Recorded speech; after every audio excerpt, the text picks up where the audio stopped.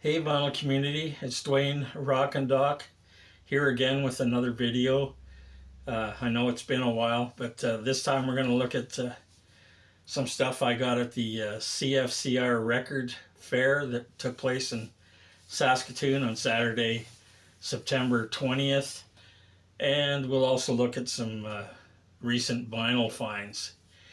Anyways, like I said, CFCR Record Fair, which is put on by the local community radio station in Saskatoon, CFCR. They do it every year for the last, I don't know how many years. I think this one was their 10th anniversary. And I've been a vendor there probably for the last 5 years. Anyways, like I said, it was Saturday, September 20th. Apparently there was more vendors this time around than last time. Although I gotta admit, for me anyways, it was pretty slim pickings. I did look through a lot of stuff from the other vendors, but I didn't really come across a whole heck of a lot that I wanted for myself. But I did pick up a couple of things. First off, I got Badfinger Straight Up. This is something I've been looking for a while, but every time I see it, it's always beat to shit. And this one is kind of rough, like the cover's kind of rough. There's lots of, I don't know if you can really see it there, but lots of, the sleeve is, the edges on this thing are pretty beat up, and a little bit of ring wear, not a lot, but still, like I said, the cover's not in the greatest shape, but the record is in very good shape. So I'll get this one for now until maybe I find one that's in a little better shape. And I'm still looking for their Magic Christian soundtrack, and there's another one that usually when you see that, it's pretty beat up and overpriced. And I picked up a couple of metal things. This one is Overdrive. They're a Swedish power metal band, which features, where is he here? Yanni Stark on guitar. You might recognize that from if you've watched some of my other videos. He's done a lot of stuff with Neil Merriweather. Up until Neil Merriweather passed away, he released, I think, 2 or 3 albums with Neil Merriweather. But this is his, back in his early days, he was in this band, heavy metal band called Overdrive. And I'm really surprised. I got this for dirt cheap, and it's on the Bonsai label. And I picked up another one from the same guy, again, dirt cheap. And at first I thought, well,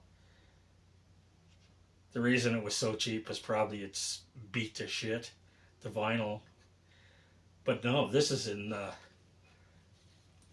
like near mint condition. This is Lee Aaron, her first album, Metal Queen. So I already have a copy of this. I'm probably gonna sell this one, so because like I said, I got it for dirt cheap.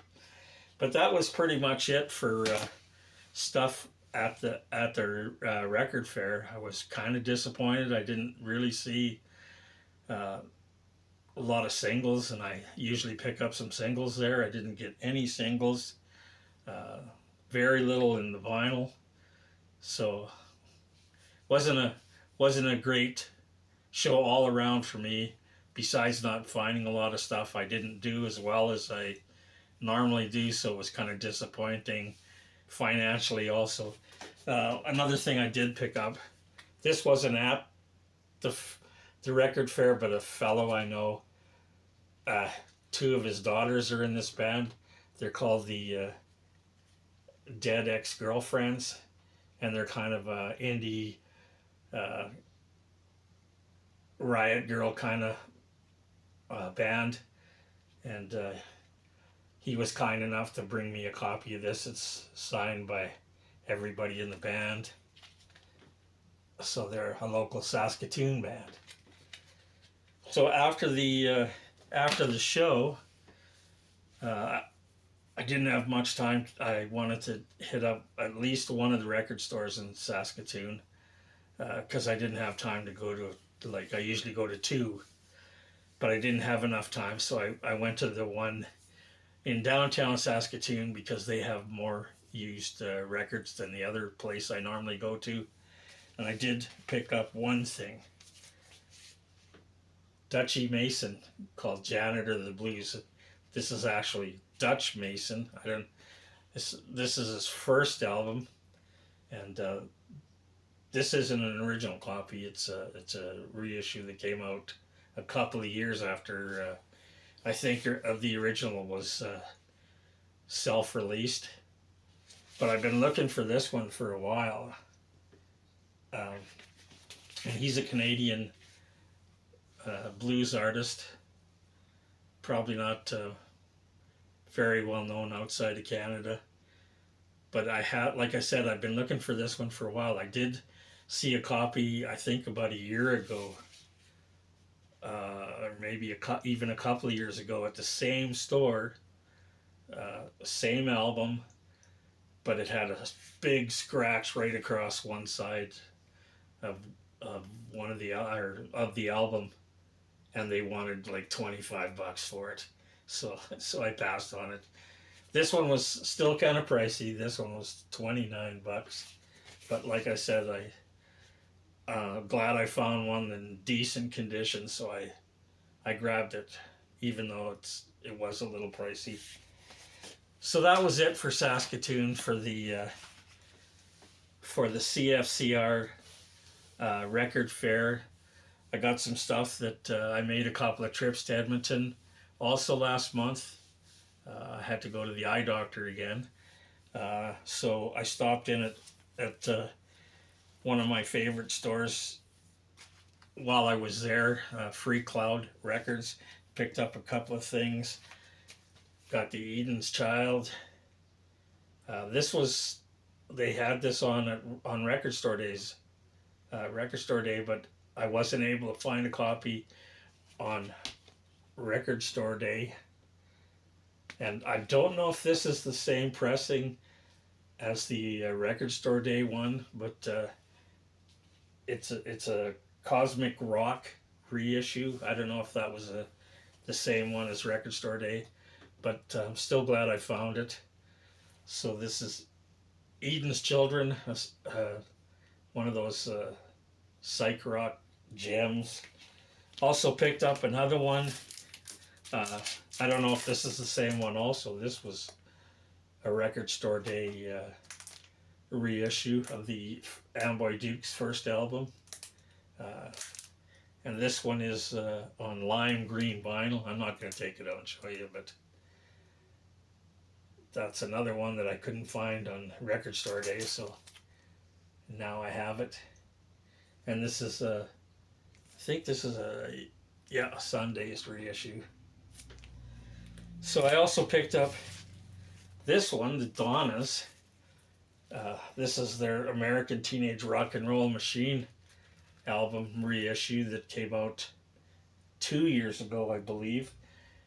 And I had pre-ordered this on Amazon like in July, and it was supposed to come out in September of whatever year this was released 2 years ago. And I'm still waiting to get it from Amazon. Every 6 months I get a notification from Amazon of sorry, we haven't been able to send this to you yet, sort of thing. And so I finally saw it at Free Cloud, and it wasn't much more expensive than the pre-order price on Amazon. It was like $4 more, $4 or $5 more. So I said, screw it. Caught the one from Free Cloud, canceled the order that I've been waiting for 2 years from Amazon. So I finally got a hold of it. And lastly, from Free Cloud, picked up Ian Lloyd and the Stories album. I think this is their third album. Um, and they were just originally known as the Stories. I don't know why they went to is Ian Lloyd that well known that they decided to put him in the title. But this is Traveling Underground, and you may recall I think it was the album prior to this one where they had the big hit with Brother Louie, and I like this album or that album. This one I don't know. I've only listened to it like once. Uh, that's why I didn't take the sticker off because I might sell it. But I'll give it a couple more listens, see if it grows on me. But I don't know. I didn't really care for it. So I had gone down to Edmonton earlier. Uh, I needed some stuff to put in my $5 bins for the record fair in Saskatoon because the cheap shit seems to be the stuff that sells best in Saskatoon. And I have a hard time selling my regular price stuff. So I wanted to get some more stuff for my $5 bins, and one of the fellows I know in Edmonton was had a bunch of cheap stuff that he was selling for cheaper, not as cheap as I was hoping, but he said I could come and look through his. He has $5 bins, and I could look through them and pick out stuff that I wanted.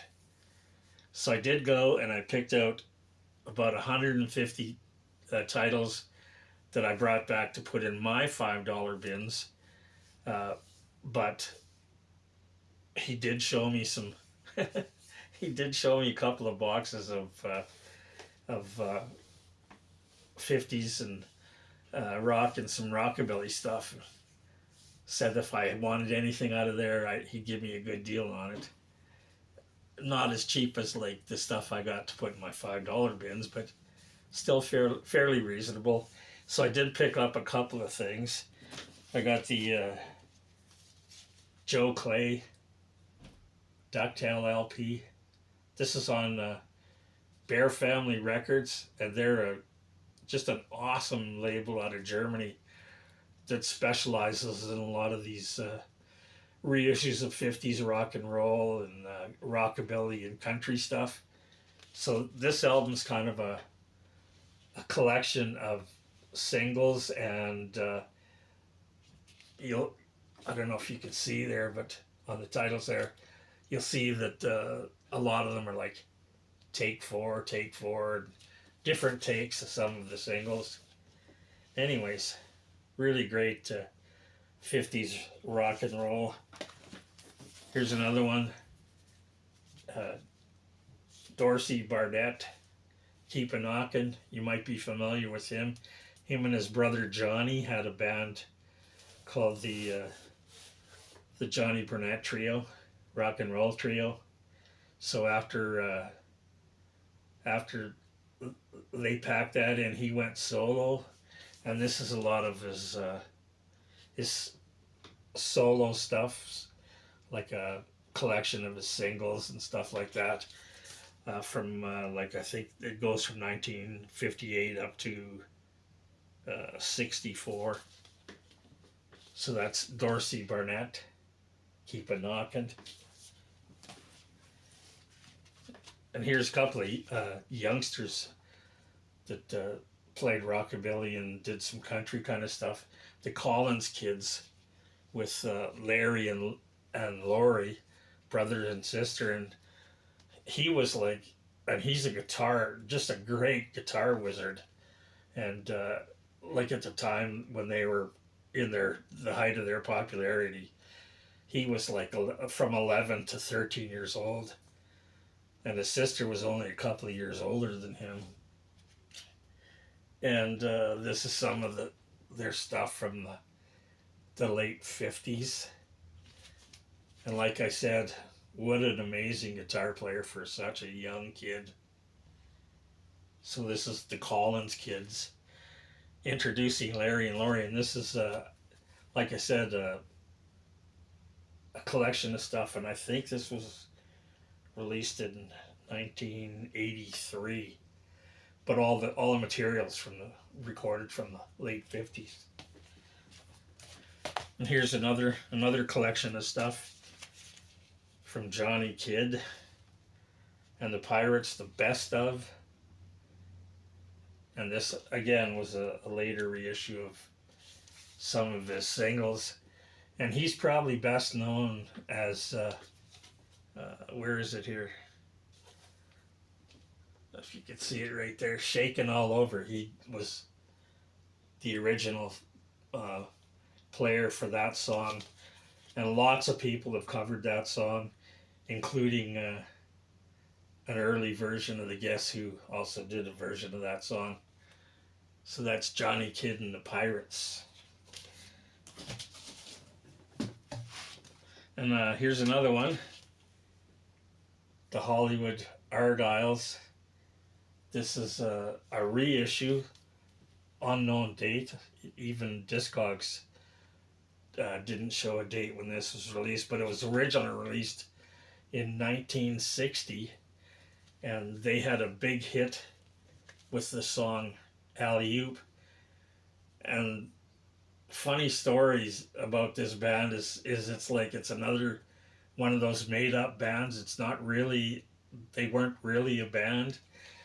This guy is, he put together a bunch of studio musicians and friends and recorded Alley Oop, apparently when they were all pretty drunk. And he was going to put it out under his own name, but he was signed to another label. So he decided he better not put it out on his own. So he came up with this name, the Hollywood Argyles, which apparently the studio that they recorded in was on the corner of Hollywood Boulevard and Argyle Street. So that's where they got the name. And then I couldn't find out, there's the track listing. I couldn't find out much. There was lots of information about the song Alley Oop, but I don't know about the recording and the rest of the material on this album. Like, I'm not sure if it was done at the same sessions or after the single did so well, they decided to do a full album. And most of these songs are like in the novelty kind of vein, like the Alley Oop was. Although it didn't get as much airplay, and it didn't do it chart-wise as well as the song did as a single, which went to #1. Anyways, I guess apparently they did play some live shows where he threw together a band of session musicians.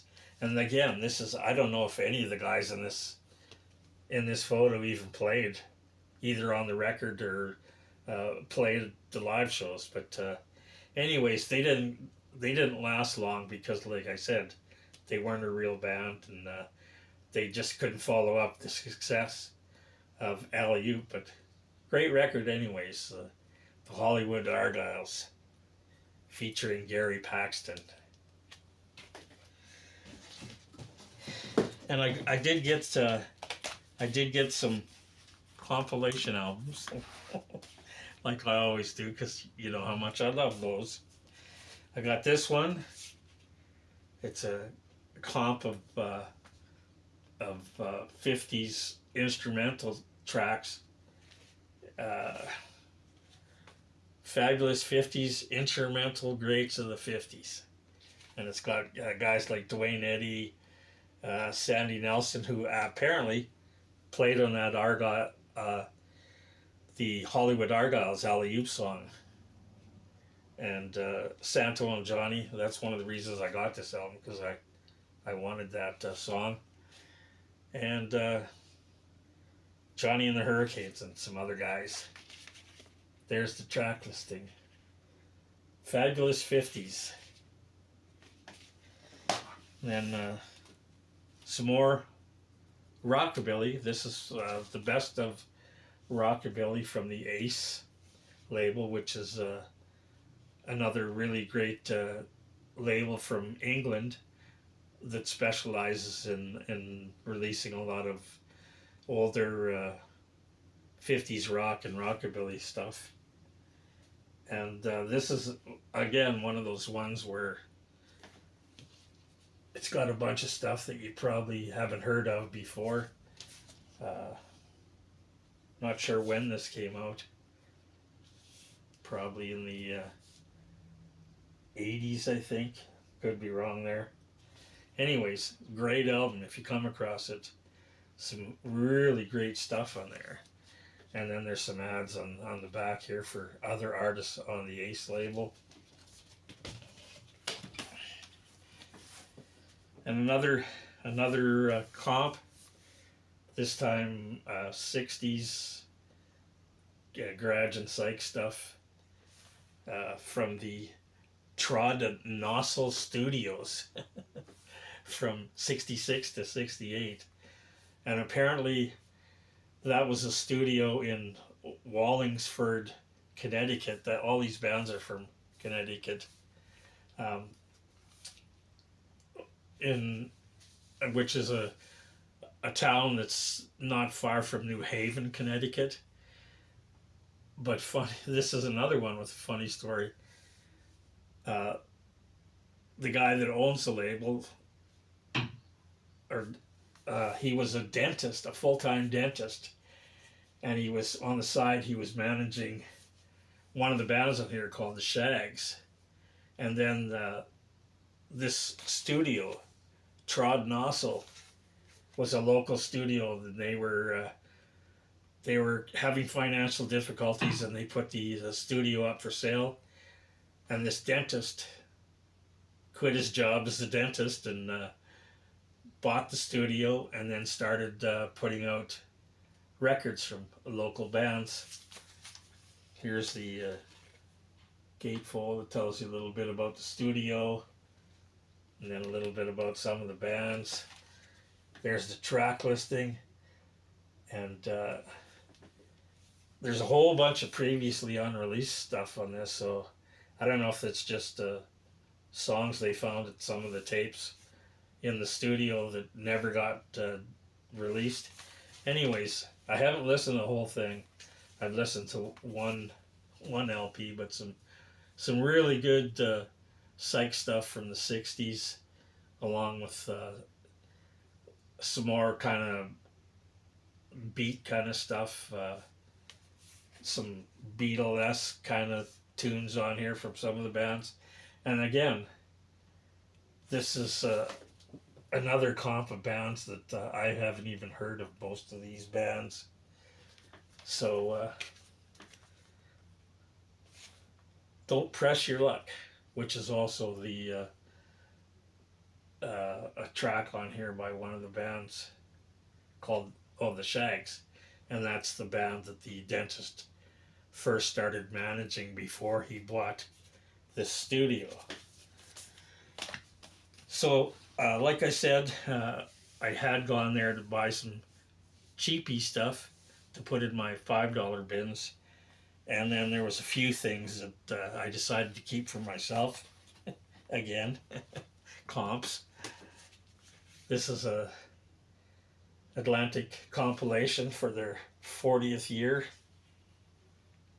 and it's a double. There's probably, I haven't even read it yet, but that's probably a blurb about the history of Atlantic Records.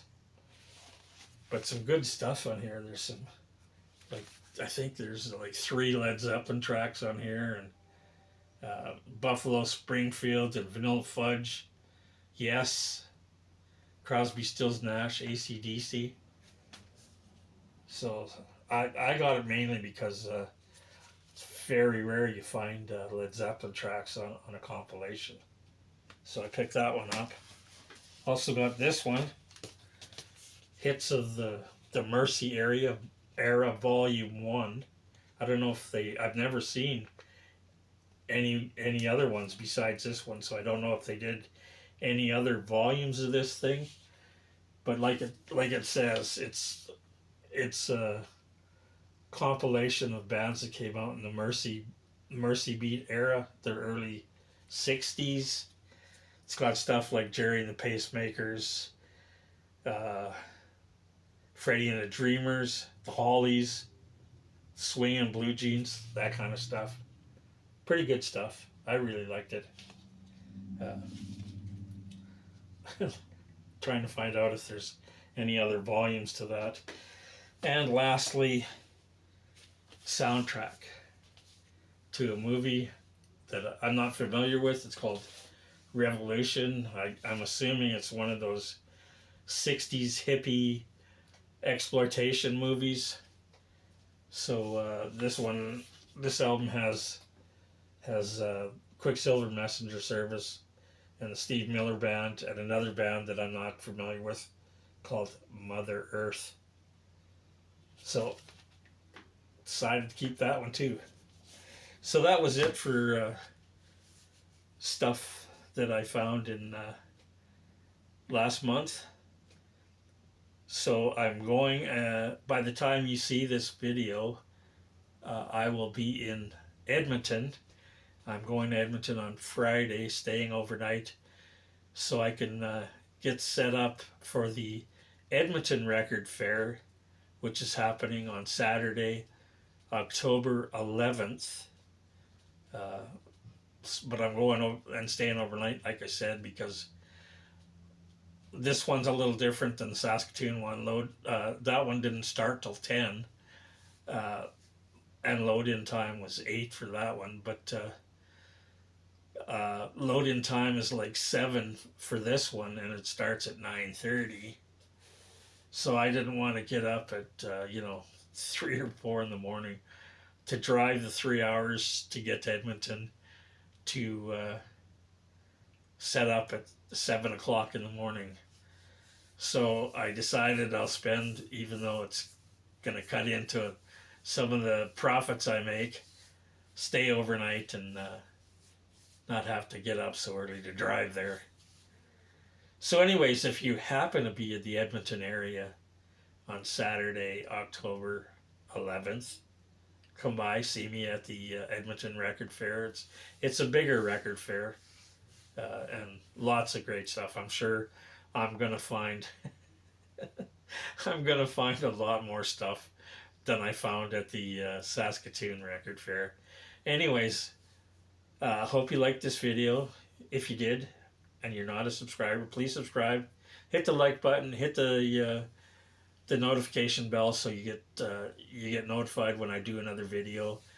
And hopefully I'll be showing you some stuff that I got at the Edmonton Record Fair when I get back from that. So until then, stay safe, stay healthy, and we'll see you again. Wearing some comic book stuff that one of my favorite comic book characters, Lady Death, this time around instead of rock stuff.